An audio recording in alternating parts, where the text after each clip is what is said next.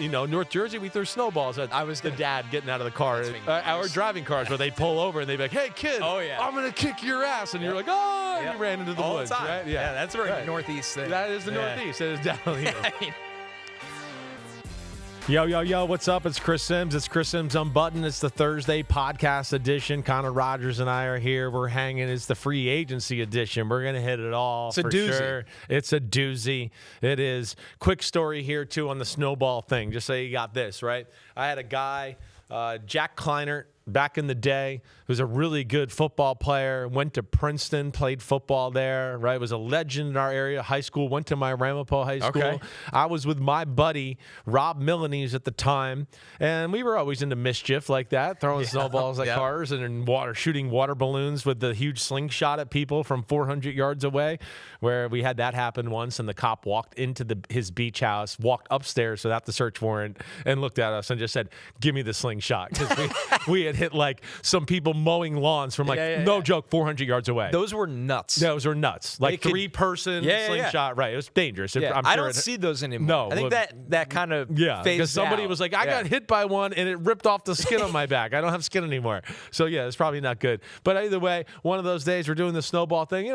Behind the snowbank on the side of the roads have been shoveled. So we're kind of like sitting behind it, and as cars go by, we're just lofting it up there and hitting them, right? Man, I got, Mr. Kleinert on a grouchy day. You got the wrong guy. He worked Wall Street. It must have been a bad day for the Dow or whatever.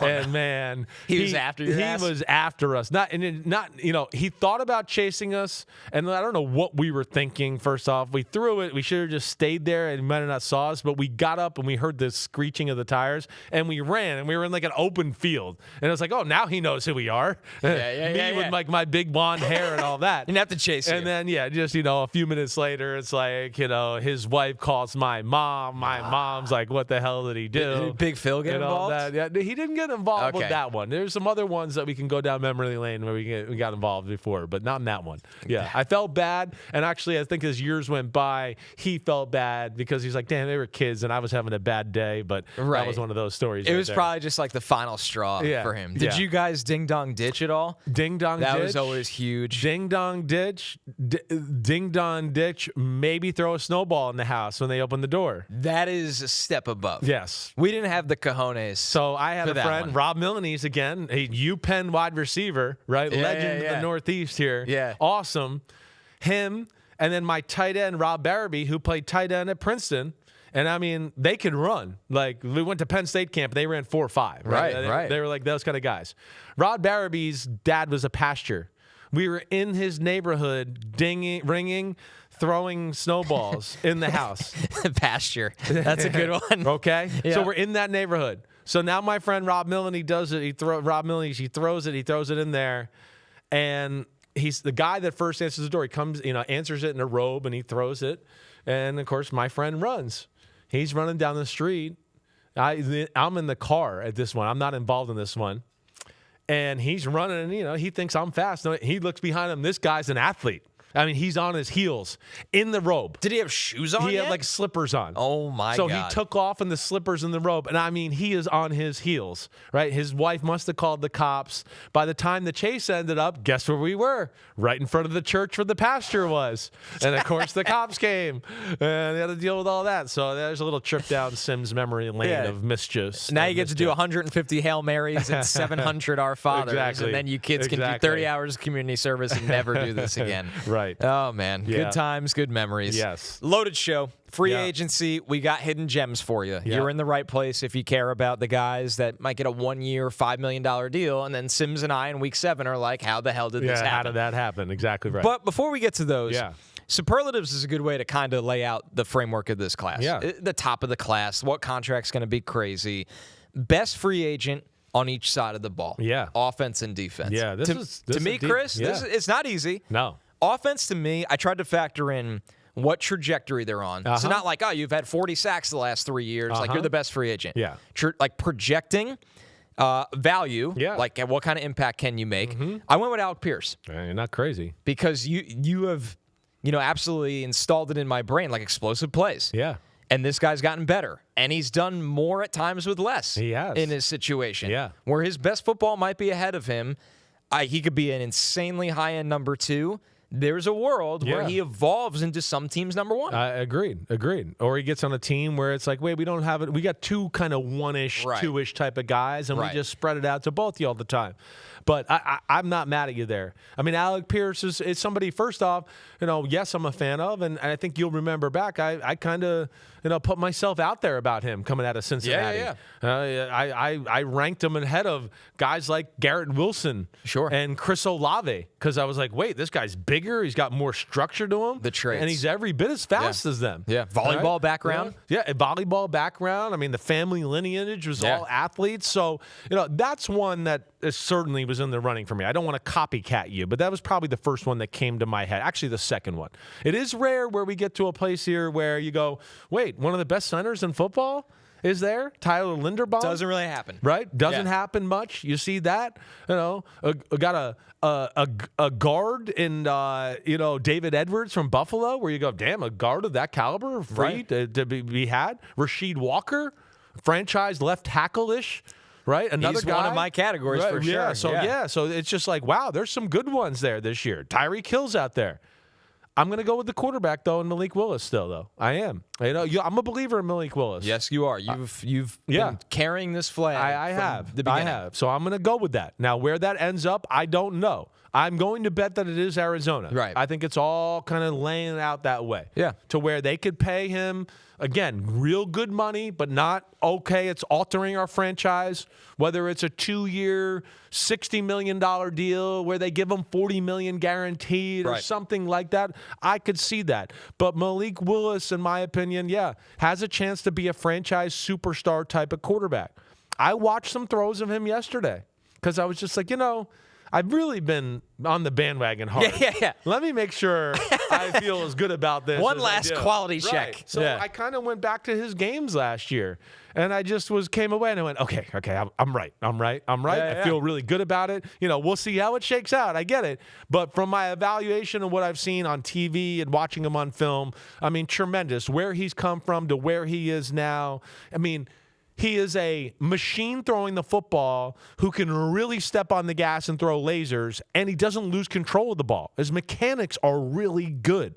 So, I'm going to go with Malik Willis there, Connor. Is the best defensive free agent too obvious, or do you think there's some combo here? Because I looked at it and I was like, man, when he's healthy, let's not forget before last year. 2 years before, Trey Hendrickson had 35 sacks. Right.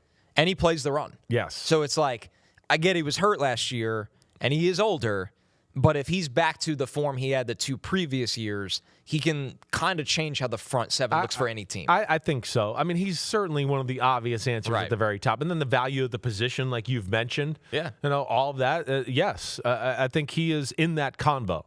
Now, I'll throw a few guys out there that, I think can challenge that a little. I'm a big Devin Lloyd fan. Yeah, absolutely. I am that.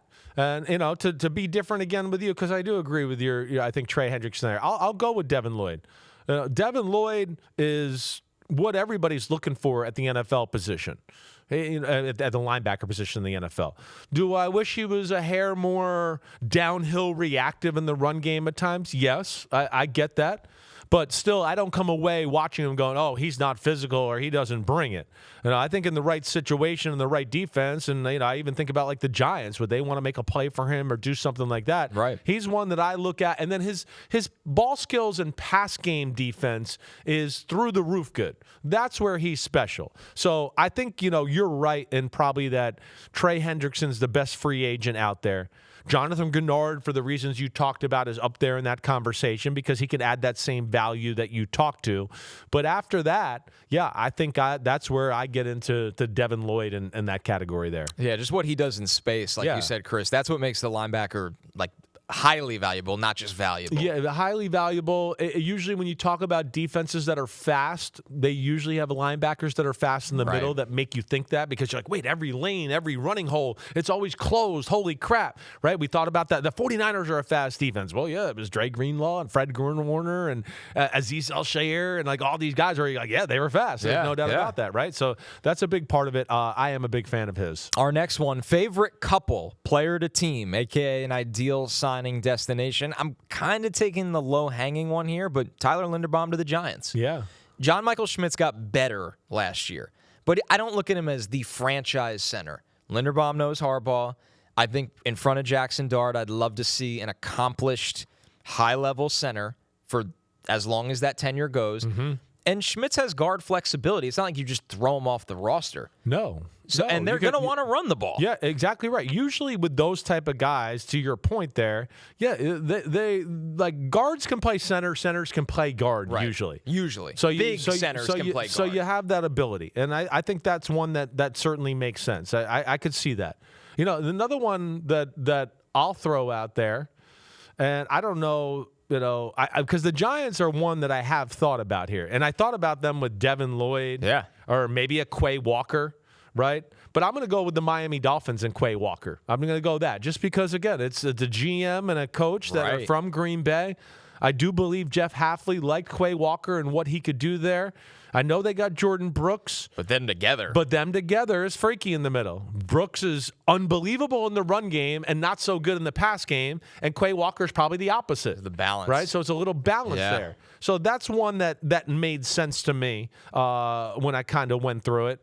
With what Houston's doing and stuff, there was a part of me that was like, wait, are they going to make a play for Rasheed Walker or one of these tackles that are out there? I know they're good at left tackle with Ariante Irsay. Right. But is a Braden Smith at right tackle? Is that into the combo? So those are some of the ones that I did look at. I like your Tyler Linderbaum to the Giants one, though, there. I mean, that makes a lot of sense in a lot of ways. Helps the quarterback. Yep. Coach is familiar with them. Yeah. He's a great player. Great offensive linemen don't often get to free agency. Mm-hmm. But the Texans, any offensive lineman at the top of this class makes so much sense, Chris. I think they have to go out and maybe sign two of those guys. I would think so. This is a fun one. Yeah. The biggest sticker shock, a.k.a. the guy everyone will say they paid him that much. You've mentioned Rasheed Walker before. Yeah. He's a solid offensive tackle. I think there's a trend in free agency that solid offensive tackles get paid like great offensive. Dan Moore. Tennessee. Totally. We forgot to, exactly right. I think wherever Rasheed Walker goes, and he's fine. I wouldn't put him as a top offensive tackle in the league.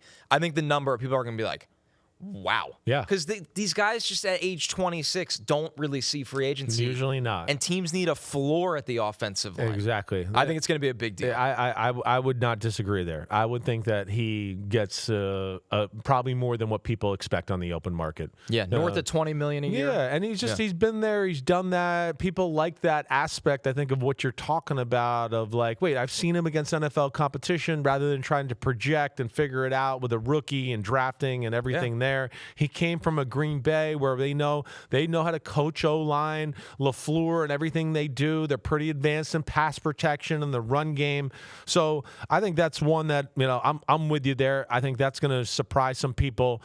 When I get it, my true answer to this was Alec Pierce. That was the one that I kind of went with, right? Just because, is there a part of me, to your point, with Alec Pierce, where if we get into 2 or 3 teams and he's being offered 27, 28, something like that. Now somebody's like, we're in a dogfight with a few other teams here, and they give him 31 or 32. Would I be shocked by that? Right. No, I would not. I would not be shocked by that. So that's one where I think sticker price, I think for him, and I'm going to go back to one other guy that I said. I think Quay Walker's going to get way more money than what people think. Another Green Bay guy. I think so. I think he's way more talented than I think people are giving him credit for out on the open market right now. So, that's one that I look at and go, the Alec Pierce thing I think could shock some people, and the Quay Walker thing I think also could shock some people because I think he could get signed, Quay Walker, to top of the market-ish type linebacker money. I would not be surprised by that. And he'll be 25 years old. Exactly right. I think he still looks raw. He still looks like he just learned the position there. So that's the one. I had some other ones too, and I should have looked at the rest of our damn superlatives to see if I could fit them in. But we can do honorable mentions at the end. Okay. For sure. To your point, though, about Alec Pierce, the reason why that's a sticker shock is the combo he now enters, if he gets to that number you mentioned, is Amon-Ra St. Brown, A.J. Brown, Garrett Wilson, above T. Higgins, above Jalen Waddle. Yeah. Like, that's why it's like, oh. That's why it's, oh, whoa. But then when you sat there and if you watched his film compared to T. Higgins or a Jalen Waddle and stuff like that, I go, why? Why can't he get paid that much? Why? Because he didn't go to Alabama and nobody's force-fed that whole conversation that he's good to you down your throat since for the last 7 years? That's why? And that's where we got to break out of that mold. The other one that I think is interesting, and here's another, is Juwan Jennings. I just think it's interesting because I don't know what he's going to get. No idea. Right? I think him on some ways, I see some people and I go, I think that's too high. I don't know if Juwan Jennings has been very good, but he hasn't really had success anywhere away from Shanahan. That would scare me a little bit. And I don't know if he's necessarily like a guy like Alec Pierce where you can just go line up out there and if they play you man-to-man, you know you're going to be open. Right. He's a good player, don't get me wrong. But it's rare that type of guy, where he was drafted, school he was from, all of a sudden is going to get a $26 million deal. I don't know about that. Right. And I see numbers like that thrown out there with him, 22, 24, 20, and that's one where I'm not sure. Two of them that make sense. And Deebo Samuel, that's another one. What's Deebo Samuel? I know everybody was putting him back with the 49ers and all that. But, man, I would be buyer beware about Deebo Samuel. He almost made that interesting category like that for us coming up from me. I just think at his age, he doesn't have the same step he used to have. I don't think he's getting more than a one-year deal. Yeah. Deebo Samuel. Yeah. It's name over. I think exactly right. That's like the buyer beware. I probably got ahead of myself there and probably shouldn't have said that yet, but either way, I can't. I did. We'll survive. Yeah. Okay. Age is just a number, a.k.a. the best veteran free agent. So for this, Chris, I looked for the oldest guy I could find that's still good. Yeah. How about Kevin Byard? Ooh, I mean, he's 33. It's kind of incredible what he's doing. The range looks the same to me. It's incredible. Yeah. I mean, it really is. I mean, he's got just great instincts and awareness and feel for an offense. And then when he gets his hands on the ball, it's just like it's getting picked off. I don't give a damn who you are. So that's one that I like that a lot. I looked at some other guys, right? I mean, there's some older names out there. I went like way down the list a little bit here with this one. I mean, first off, I do think Kyle Van Noy can still play and start for a football team. Right. Derek Barnett for the Houston Texans is another guy. Again, I don't think he's going to be a starter. I get that. But do I think he can be a guy that can come in and, pass rush a bunch of times and be their backup DN and you go, oh, my gosh, I mean, we're getting tremendous production out of him? Yeah, he'd be a guy that I would certainly throw into that category. It's kind of amazing for a first-round pick just how long he's had that role now in the NFL. Like, he's your third edge rusher on every team. That's a big role in today's NFL. It's a huge role. It's a reason why the Houston Texans were they were. I mean, Will Anderson and Danielle Hunter couldn't play every series. Right. In fact, if you really watched them, what they did is they'd start the game playing together. Then they'd go a period of time where it'd go, all right, Danielle Hunter, you're in with Barnett. Yeah. Okay, now Barnett, you're in with Will Anderson. Yeah. And now you're Will Anderson and Danielle Hunter are back in together. And then we spell you a little bit, unevenly and do that. So that's where, there's real value in having that type of guy. Joe Flacco came to mind because he's still capable of being a really good backup quarterback. Calais Campbell in that conversation as well, still playing pretty damn good for his age up there. Trying to think if there was anybody else that jumped out to me here. Kevin Zeitler, another one where I'd go, hey, chugging along. He's still a starting guard in the NFL. I know it's not the star he used to be, but damn, it's still good. But yeah, those are the ones I think that come to my mind more than others. All right, this one we hit on a little bit, but we have more names. More name than game. Basically, a guy that you've seen some hype around, but a little buyer beware. This isn't the most popular player, but one I'd be scared of. Devin Bush. Yeah. And here's my reasoning. Devin Bush, I liked him a lot in the draft. It didn't really work out across 4 years for the Steelers after they traded up for him. Yeah. He had a brief stop in Seattle. He was in Cleveland in 2024. You didn't hear a ton about him. He exploded last year under Jim Schwartz in Cleveland's defense. There's no Devin Bush was awesome last year. What does it look like if he's out of that environment? I'd be a little nervous to pay a big number. Yeah. And, it's not Jim Schwartz anymore. It's not the Cleveland That's front. what's going to be scary, I know. It's like you had one good year, but that's one good year Can we expect it? Right. I would just...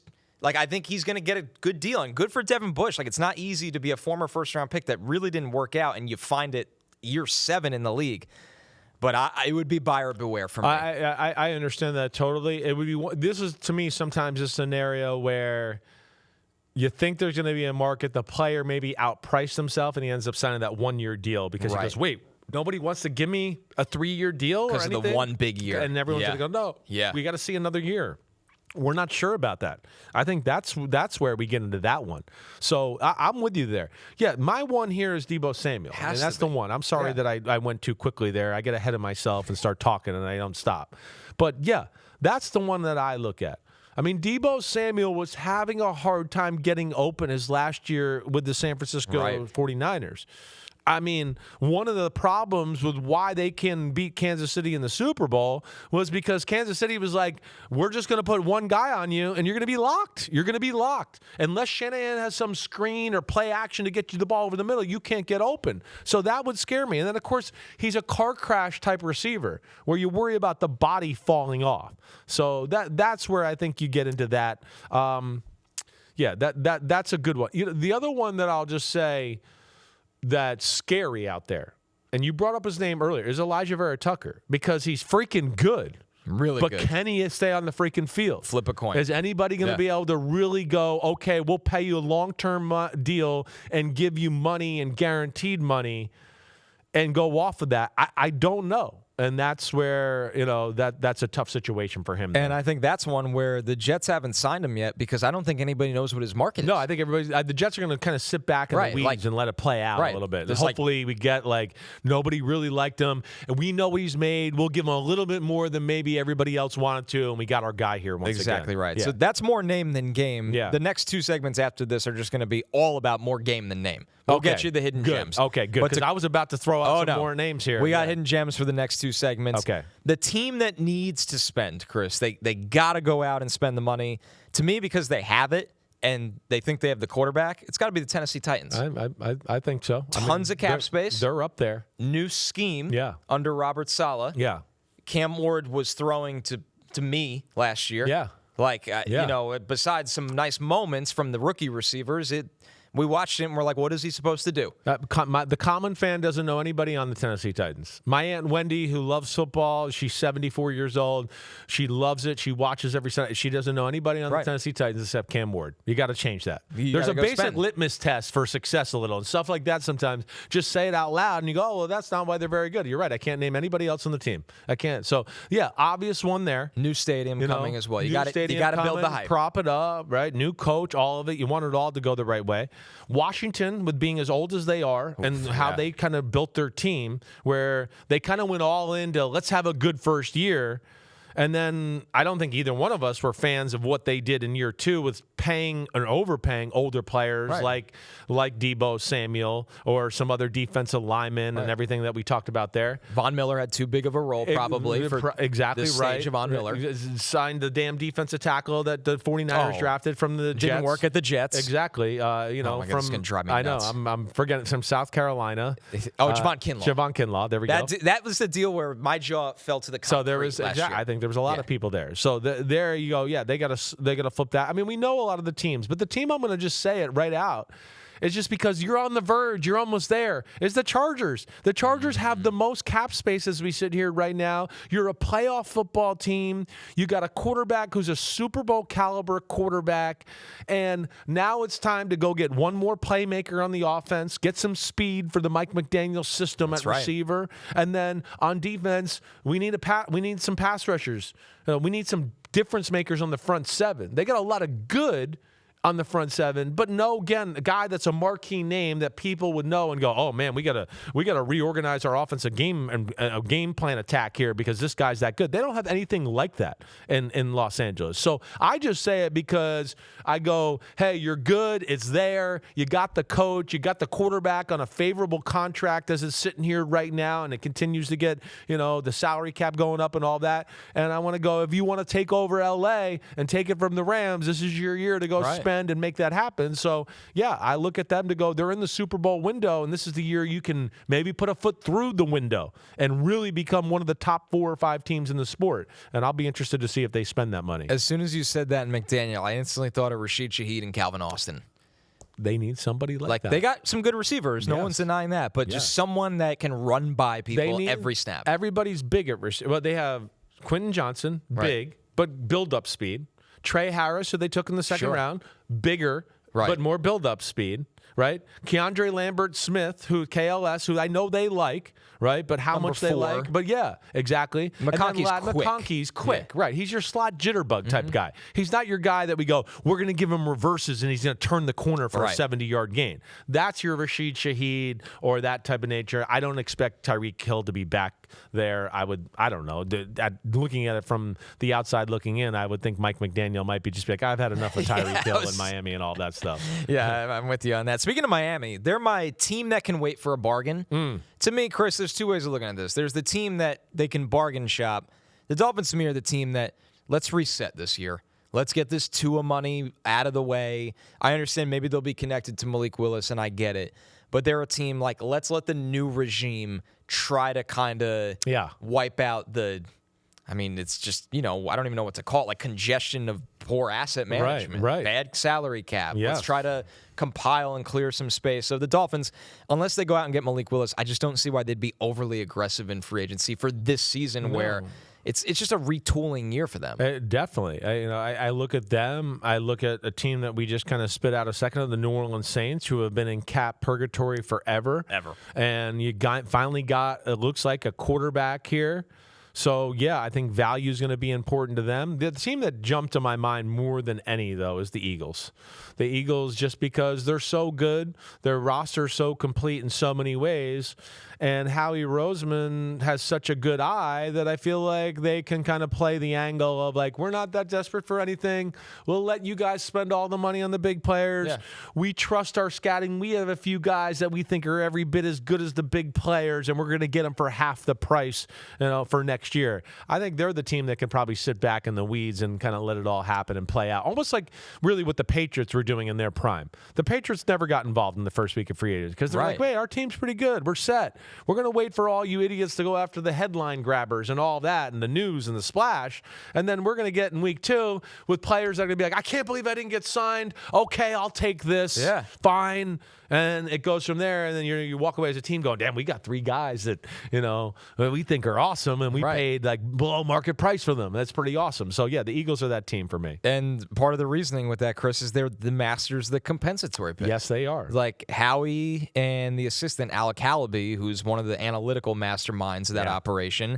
This year, they're projected to have a 3rd-round pick for Milton Williams, a 4th-round pick for Josh Sweat, and a 5th-round pick for Mekhi Becton. Wow. Because, like you said, they don't spend early, so they signed Joshua Uche and Adoree Jackson and guys like that. They let Milton Williams, Josh Sweat, Mekhi Becton get paid somewhere else. So now the Eagles, who are the Philadelphia Eagles, have an extra 3, 4, and 5. Yeah, exactly. That's what they do. They math it, and they value it, and it's a great strategy. They're masters. And then that's why we sit there on draft going, what? Yes, they're moving up 10 picks to get this guy? This isn't fair. And every year. They play the charts the right way. All right, so those are the superlatives, the big names. Stick around. After the break, we got the hidden gems across the entire board coming up right after this.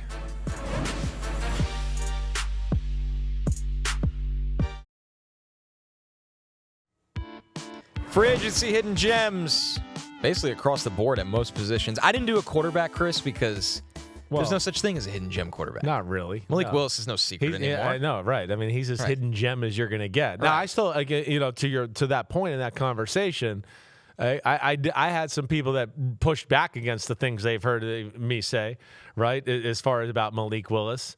I had a pretty fairly established personality at CBS Sport, and then Pete Prisco, who I hope he doesn't mind me sharing this, but he was like, I don't buy what you're saying about it. I don't buy it. He goes, I think you're full of it, and that's okay. That's fine. We're gonna see how it goes. You gotta let the games play out. Exactly. That's the beauty of it. That's right. So I started with running back, also a position that it could be hard, but I think Kenneth Gainwell is undervalued every year. 100 because he is such a good 3rd down player where if I have Kenneth Gainwell as my number 2 back, he plays third downs, he's our pass catcher, but nobody cares every year. Yeah. Nobody ever cares. No, it's crazy how you kind of get like stuck like that sometimes where they just go, wait, you're really good. I think you could be the guy, but we're going to go somewhere else or we're going to go in another direction.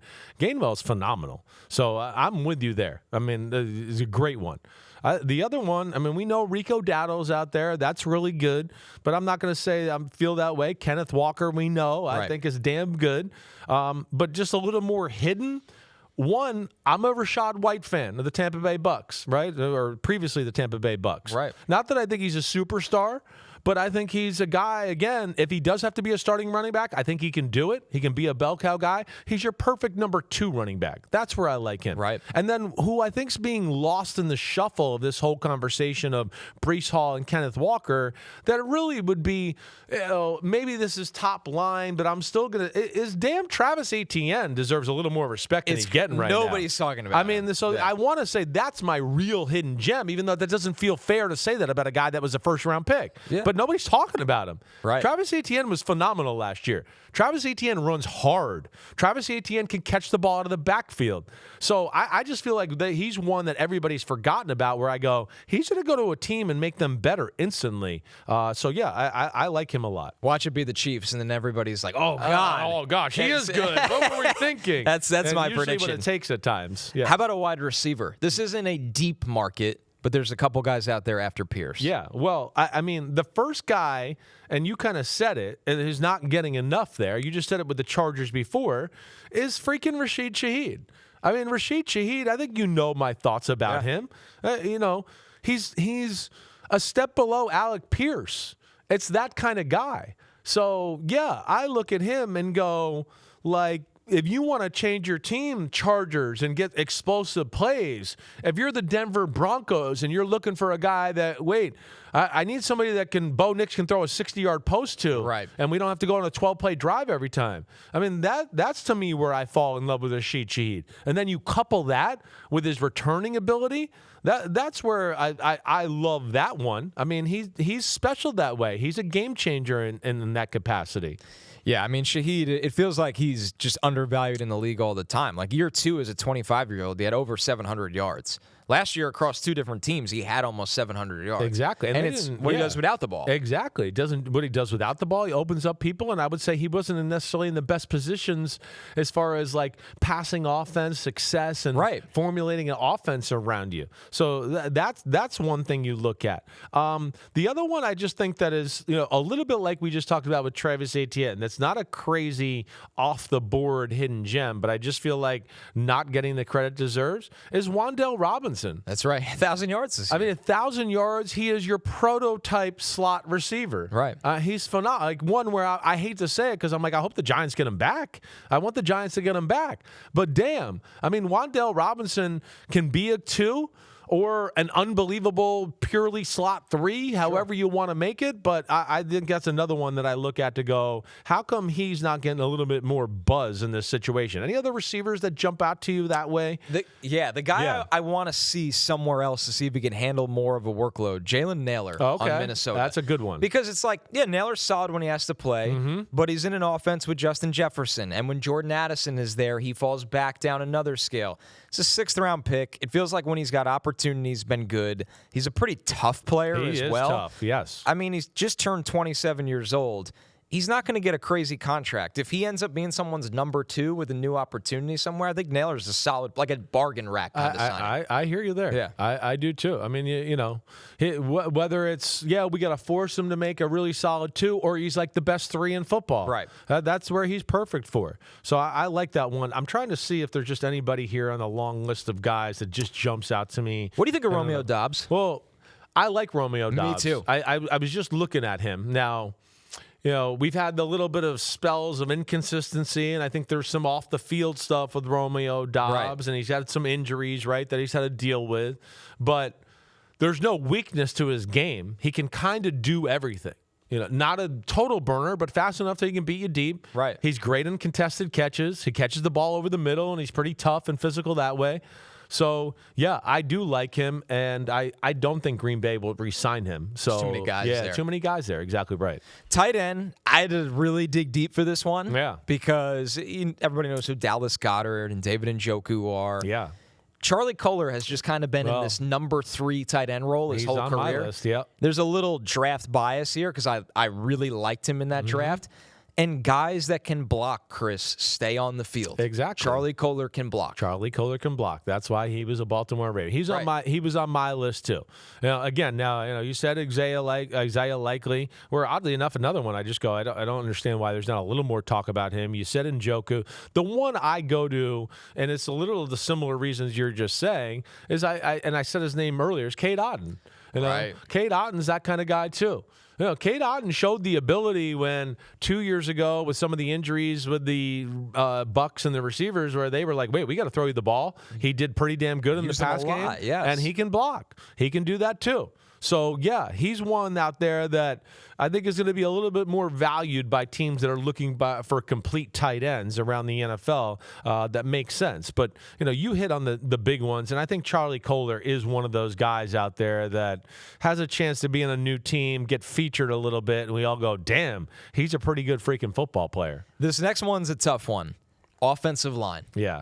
But I feel like you've already said like you said David Edwards. Edwards, yeah. You've been mentioning a couple of these guys. Yeah, David Edwards is certainly one of those, and Connor McGovern, to where I just go, that's big news to me. One, because they're damn good players. Connor McGovern, he came out yesterday and said he hasn't really heard from the Buffalo Bills. That's interesting. But we've talked about Buffalo. It's one of the best offensive lines in the sport. Right, and they have continuity usually. So the fact that could be totally different there is pretty crazy. We talked about Elijah Vera Tucker.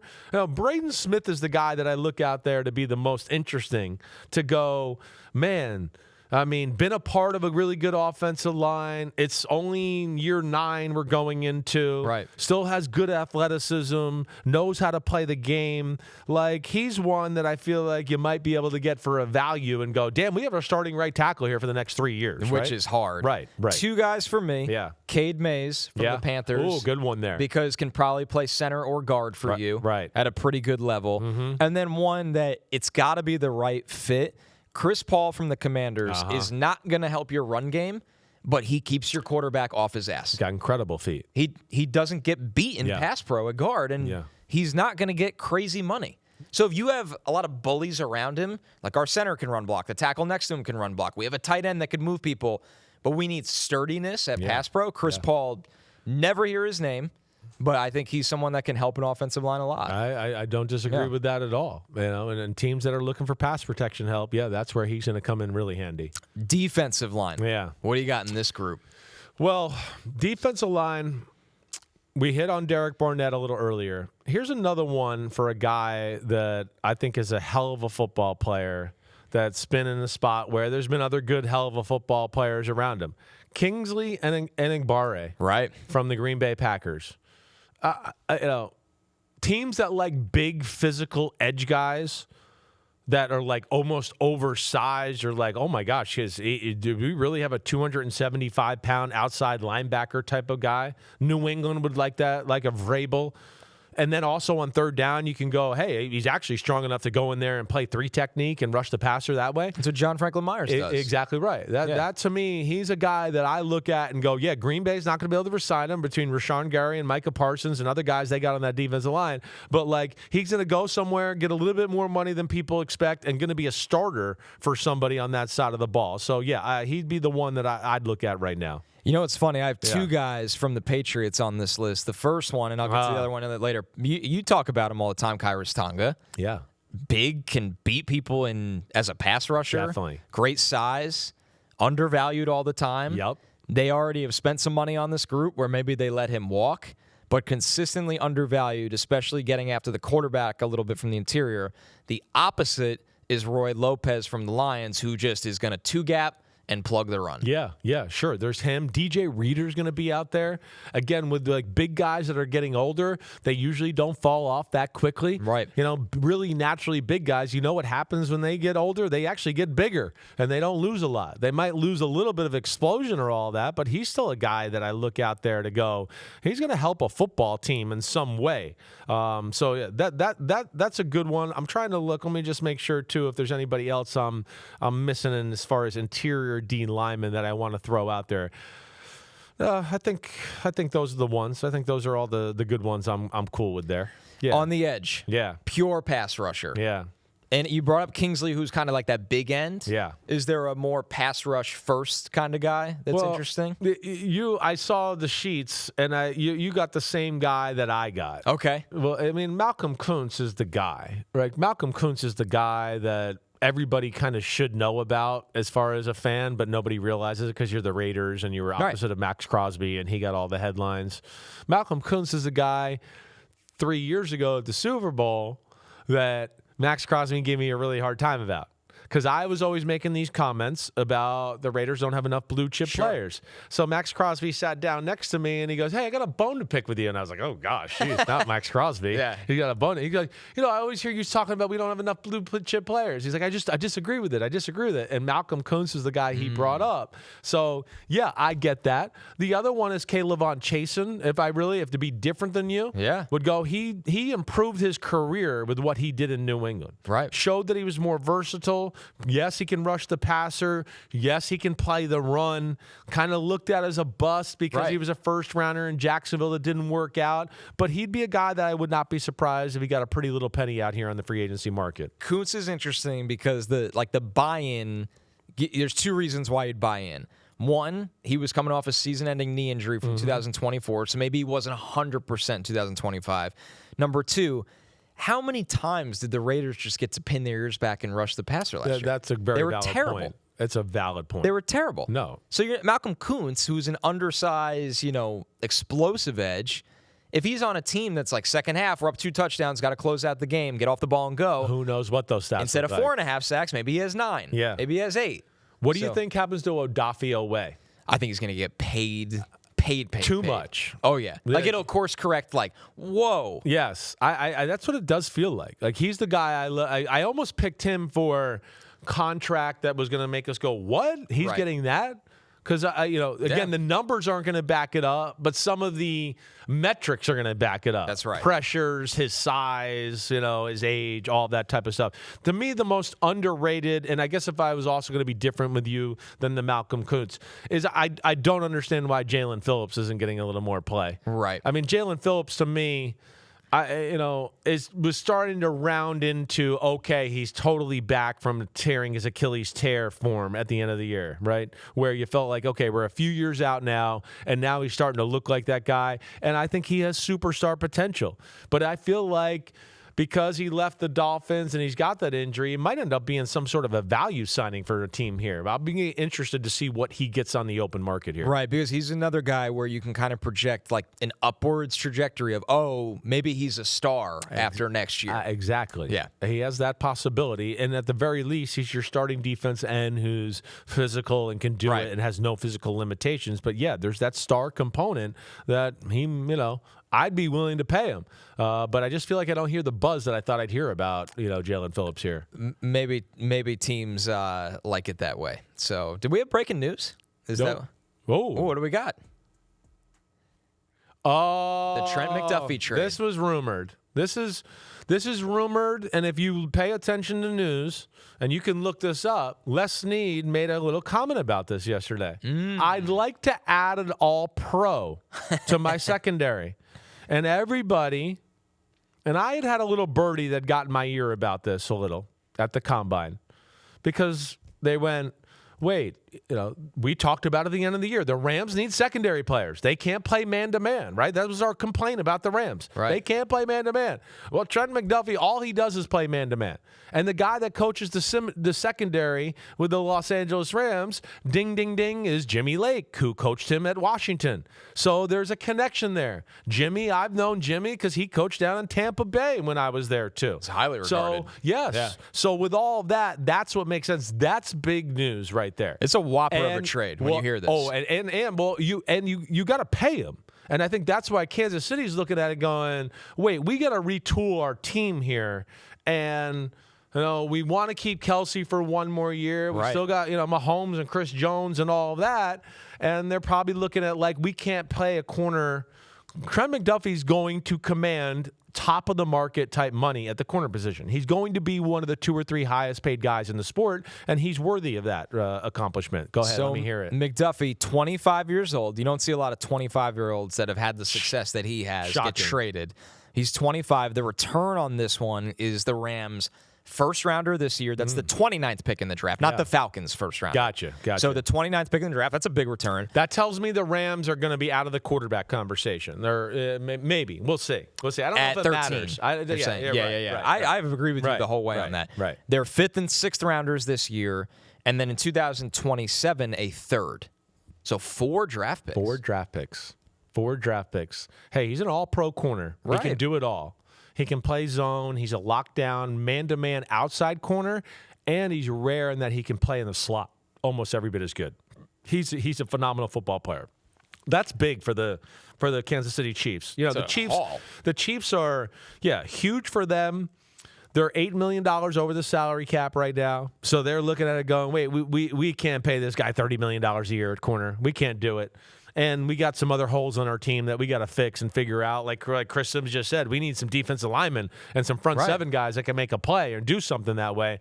But, man, that's a big move for the Rams. And we've talked about this, too, just before. I know we got to go to break, but it's odd. We're in a year here where we have so many playoff teams or teams at the top of the league who actually have cap space. The Rams having top 10 in space is crazy. Yep. Right? Yep. You know, the Steelers in the playoffs, top 10 in space. This Seahawks number 6. One's crazy. Right. The Chargers being number 1. Yeah. I mean, so, that's rare that you see teams that good to have that kind of flexibility with their spending. The massive trade. It's going to make talking about the Chiefs for the draft a lot of fun. Yes, now it they is. have 2 different. So now they have pick, 9 and 29. Woo. Right. Yeah, they could do some serious damage. Yes. So a massive, massive trade. We're going to take one more break. When we're back, we're going to continue our free agency hidden gems at the linebackers, corners, and safeties.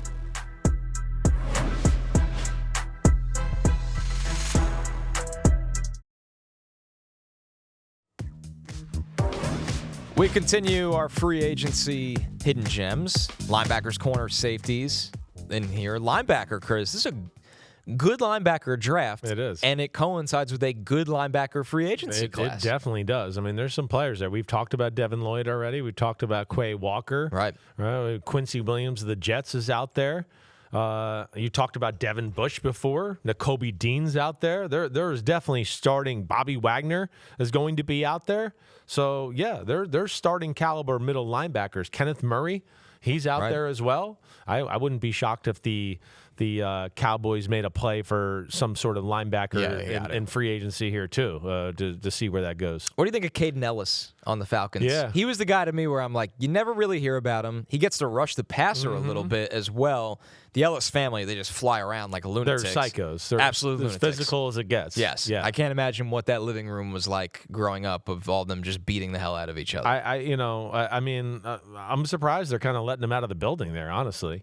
I mean, right really. now. I mean, I guess a regime change, this is what happens. Yeah, it's age and years in the league and all of that. But, Caden Ellis is a starting middle linebacker, and somebody that's a little bit more into that, physical type that you're talking about is going to sign him up. So he's one for sure. The guy that I came to mind, and we kind of brought him up, is Leo Chenal. Oh, yeah. Leo Chenal is a guy, maybe a little draft bias for myself there. Right, but he's been good. But he's been good. Yeah. They had good linebackers. It's really not to the last year, right, maybe year and a quarter to where they started to put him on the field and go, damn, he can play end of the line of scrimmage. He can play stand-up linebacker. He's more physical than people realize, and he's a phenomenal athlete. So he's kind of the one I got my eye on to see where that happens. But, like you said, the Devin Bush thing's interesting. Quay Walker could be a superstar. Devin Lloyd is a superstar to me. Alex Anzalone being out there, and we know he can still run and play and did a good job for the Detroit Lions. So, there is definitely some options. Here's another one I just want to throw out, because I've liked this guy forever, and he dealt with some injuries, and then they got really good at the position, and it feels like he got phased out. It's Christian Harris of the Houston Texans.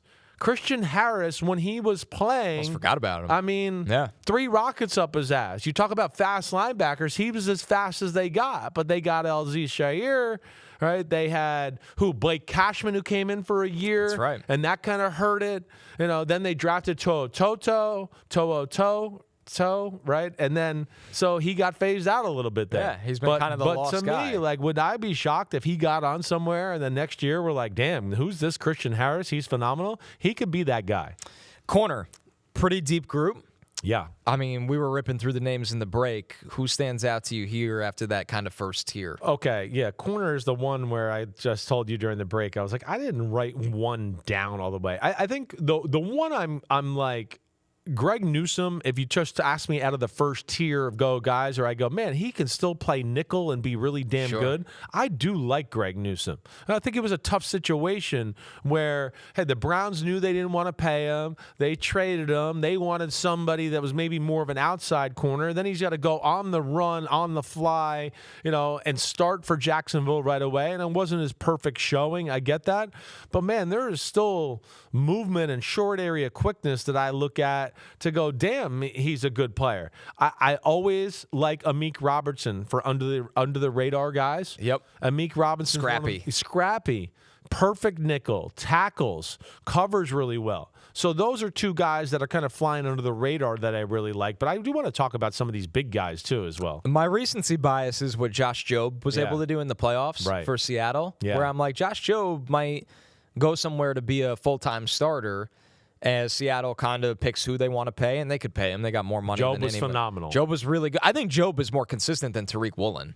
No doubt. Like, Woolen is physically one of the most impressive humans in the NFL, but Josh Jobe was a better player. He turned his career around. Yeah. He's a better player. If you really watch the Seattle Seahawks over the last year, they trusted Josh Jobe more than they trusted Tariq Woolen. So you're right about that. I'm a big Roger McCreary fan still. Right. Coming from the Rams, we'll see what happens there because he got traded from the Titans that way. I am interested to see what Nahshon Wright gets on the market, though. Right. First off, he's one of those guys when you see him, you go, holy crap, I did not realize he was that tall. Right. I mean, he's as tall as me. He's almost 6'5". He's 6'4" playing corner. I did not realize it was that type of length. Does a guy like Robert Saleh, who likes those kind of down in Tennessee, want that to play Seattle 3? I'll be interested to see what he gets paid, and Jalen Watson. And with the Chiefs trading away Trent McDuffie, does Jalen Watson now get into their price range to where they re-sign him? I would not be shocked if that happened as well. Right, because I believe is Joshua Williams a free agent as well? I feel like he was, but I might be wrong about that. I got so many damn names going through my head that I can't remember for sure. Good question. I'm looking. But I would think that if that is, he is. Yeah, they got to keep one of them. And you can't have a whole new corner I would think Watson would be that guy, especially in that defense, as we know, that is very man-to-man based. A name I wrote down for safety is somebody you brought up almost every other week throughout the season, Jalen Hawkins from New England. Yes. Because they had the rookie in Craig Woodson. Yes. They had the journeyman, Jalen Hawkins, kind of was an afterthought. He was awesome for the Patriots this year. Awesome. Out of nowhere. Unbelievable. It's been in the league like 7 years. 7 years, right. Exactly right. Had the best year of his career and perfect time there. All right, I sent a text last night about guys as far as a few, and I had two safeties on there, and now I'm looking here at Spot Rack and going, well, this isn't really that under the radar, I guess, because they're at the top of the list here for safeties. But Kobe Bryant is, to me, when I watch Kobe Bryant, I go, wow, that's one of the most physically explosive, best safeties in the game. I don't think Seattle can keep him with all the things they're trying to figure out here. And, they got some other guys they know they're going to have to pay soon, too, like a Devin Witherspoon. So, yeah, looks like he might be expendable, but man, Kobe Bryant could go somewhere and be an all-pro.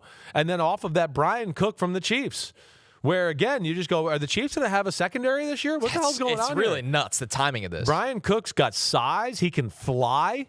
I mean, it's amazing when you think Kobe Bryant, Brian Cook, and Sauce Gardner and Alec Pierce were all on that Cincinnati team. It's freaking You nuts. wonder why they were in the college football semifinal. Right? Yeah, it's like, they were an NFL team. And Andrew Weil, the tight end, right? I mean, and of course, who got all the credit? The quarterback, who's not in the freaking league anymore. Not even in the league, or he still is maybe Jerome somewhere. Ford, their running back? Yeah, exactly. That's what I'm saying. It's totally nuts. It's kind of insane, right? But you say that to people, they're like, what? I didn't realize they were all on the same team together. So that, I'm always a Jalen Thompson fan, because he plays like a kamikaze in Arizona. He's physical. He brings it. I like him. Cameron Curl's another guy we've talked about during the year. Curl. Because he's big, he's long, he's got good instincts, and he can get down in the box and tackle and do that type of stuff there. Those are the ones I think that jumped out to me more than others. I think we kind of hit it there. One name I forgot to mention during Age is Just a Number. Yeah. How about 37-year-old Demario Davis still smashing people in the middle of the field? My man. It's unbelievable. Legend. Still good. Legend. Still playing. Yeah. Still happy. I used to work out with him in Parisi's in New Jersey. He's a friend of the Sims family. I got to see him at the Super Bowl. He's the best. If you're looking for a guy to be a leader, a quarterback of your defense, do all that stuff, yeah, Demario Davis would be and like 37 middle linebacker. Crazy. That just doesn't happen. Rex Ryan drafted him. That's to put in insane. perspective of like how long he's been playing. Yeah. And Rex drafted him like not at the end of his Jets tenure. He wasn't that deep into it. Yeah, right. So he was like, I see some Ray Lewis in this guy. I'll never forget it. Yeah, that's amazing. And great for Demario Davis. He's had a hell of a career. But no doubt. I think we covered. We covered the preview, seeing where these guys land next week when we're live at 1 p.m. on Monday, and we're live again 10 a.m. on Wednesday. Is going to be a blast. Yeah, it's going to be a blast. Got lots of news to talk about. It's one of the most exciting times of the year. We go right into, hey, we got hope. Look at our free agency. That's right. Look at our team. And then hopefully that hope can continue into the draft. And that's what here at Chris Sims Unbuttoned, Connor Rogers and I will be all over all of that stuff. Check us out. 1 p.m. Monday. We're back at it. Live, YouTube, all reactions, breaking news, whatever. We'll be on it. You know where to find us. Subscribe, rate, review, send in the questions. Let us know what you're thinking. Tell us how smart we are or how dumb we are, whatever way you feel. All right, everybody, enjoy the weekend. Peace out. Connor, you the man. Good Thanks stuff. as always. Yep. All right, everybody, we'll see you next week, Monday, 1 p.m. live. Free agency is coming.